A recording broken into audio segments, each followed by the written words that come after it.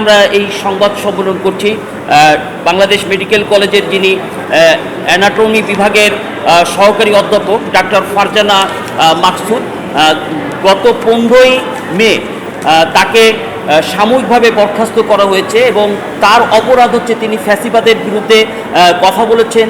তার অপরাধ হচ্ছে তিনি সত্য কথা তুলে ধরেছেন। আপনারা এই আঙিনায় ইতিপূর্বেই দেখেছেন যে ফ্যাসিবাদের দোসর আব্দুর রাজ্জাক সহ যারা বিভিন্ন সময় ছিল তাদের পোস্টার লাগানো রয়েছে এবং তাকে যে অব্যাহতি দিয়েছে চাকরি থেকে সাময়িক বরখাস্ত করেছে এবং সেই বরখাস্তের যে নিয়ম নীতি রয়েছে, যে অনুশাসন রয়েছে, এগুলো কোনো কিছুই মানা হয়নি। আজকে ইতিপূর্বে এ বিষয়ে তিনি কথা বলেছেন। আজকে তিনি সাংবাদিক সম্মেলন বা তার ছাত্র এবং শিক্ষকদের সাথে নিয়ে এখানে উপস্থিত হয়েছেন এবং এ বিষয়ে তিনি সরাসরি কথা বলবেন এবং আশা করছি তিনি তার বক্তব্যের মধ্য দিয়ে আসলে কি ঘটনা ঘটেছিল সে বিষয়টি তিনি তুলে ধরবেন। আমরা এখন সরাসরি প্রথমেই আজকে যিনি ভিকটিম ডাক্তার ফারজানা মাকসুদ সহকারী অধ্যাপক অ্যানাটমি বিভাগ বিএমসি, আমরা তার কাছে চলে যেতে চাই। আমরা তার কাছে শুনতে চাই আসলে তার। আসসালামু আলাইকুম, আমি doctor Farzana Maksud, assistant professor হিসেবে আছি অ্যানাটমি ডিপার্টমেন্টে।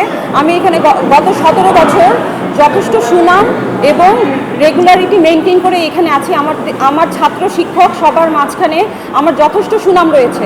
শুধু ভালো ব্যবহার না, আমি চ্যালেঞ্জ করে বলতে পারি রেগুলারিটির দিক দিয়ে আমি সব সময় সব নিয়ম কানুন আমি প্রতি সম্মান রেখে আমি আমার সব দায়িত্ব কর্তব্য পালন করেছি, সেটা আমার শিক্ষকতা হোক বা একটা কর্মক্ষেত্রের নিয়ম নীতি হোক।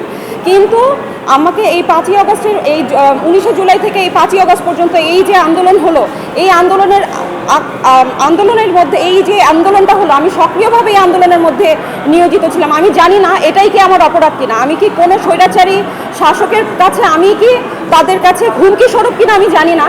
কারণ এখানে 5ই আগস্টের পরে যখন এখানে নতুন আমাদের চেয়ারম্যান নিযুক্ত হলো, তারপর থেকে আজ পর্যন্ত আমি চ্যালেঞ্জ করে বলতেছি, আমি একটা দিনের জন্য বাংলাদেশ মেডিকেলে আমি শান্তিতে থাকতে পারি নাই, একটা দিনের জন্য আমি শান্তিতে ঘুমাতে পারি না। আমাকে প্রতিদিন বিভিন্নভাবে হুমকি দেওয়া হচ্ছে, প্রতিদিন আমাকে